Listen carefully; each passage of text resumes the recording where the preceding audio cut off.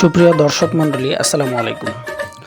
গত কয়েকদিন আগে আমাদের শ্রদ্ধেয় ইওলো ডাক্তার রনি কুমার দে স্যার সহ রামগঞ্জের একটি আধুনিক লেয়ার খামার ভিজিট করি।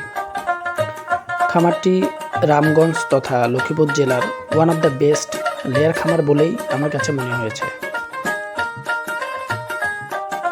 খামারটির লোকেশন হচ্ছে লক্ষ্মীপুর জেলার রামগঞ্জ উপজেলার করপাড়া ইউনিয়নের অন্তর্গত আজিমপুর গ্রামে।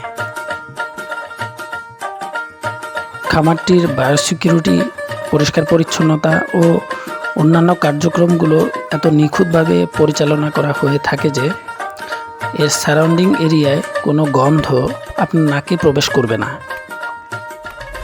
মোহাম্মদ আবু নাসের হচ্ছেন এ খামারের স্বত্বাধিকারী। তিনি একজন সৌদি প্রবাসী বিশিষ্ট ব্যবসায়ী।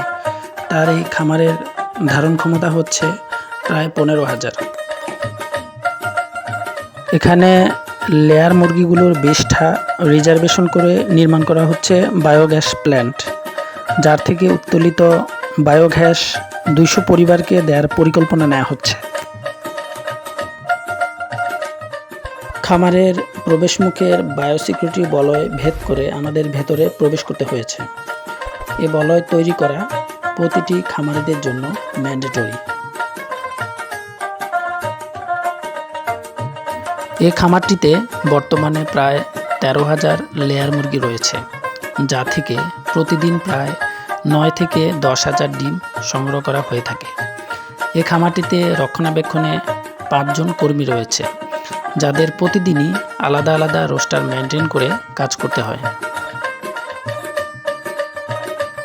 বেসিক্যালি লেয়ার মুরগির ক্ষেত্রে একটি খাঁচায় 3টি করে মুরগি রাখা হয়, কিন্তু এখানের ইউনিটগুলো এমনভাবে সাজানো হয়েছে যে একটি খাঁচায় তারা 4টি করে মুরগি রেখেছে। খামারের ডিমগুলোর ওজন প্রায় 55 থেকে 60 গ্রাম।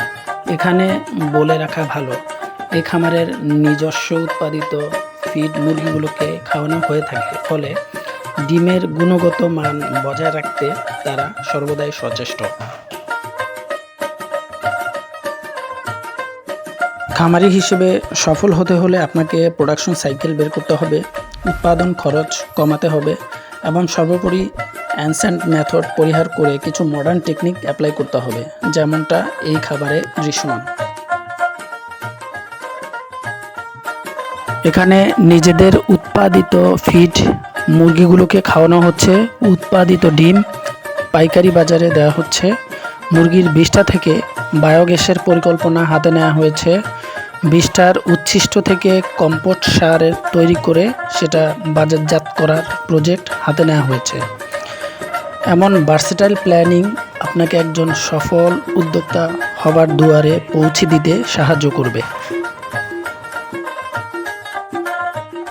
ভিডিওতে যেটা দেখতে পাচ্ছেন, এখানে তারা ফিডিং প্রসেসগুলো সম্পূর্ণ করে থাকেন। আশা করি আজকের ভিডিওটি সকল খামারি ভাইদের কাছে একটি নতুন অভিজ্ঞতা হতে যাচ্ছে। ধন্যবাদ সবাইকে।